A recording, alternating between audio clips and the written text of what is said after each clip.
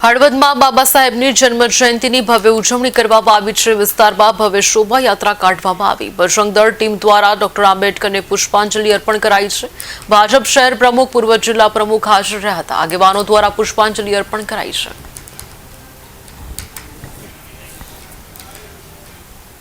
સૌપ્રથમ તો જય દેવ નમો બુદ્ધાય। આજે ડૉક્ટર બાબા સાહેબ આંબેડકરની 134મી જન્મ જયંતિની હળવદ શહેરની અંદર શોભાયાત્રાનું એક આયોજન કરવામાં આવ્યું હતું।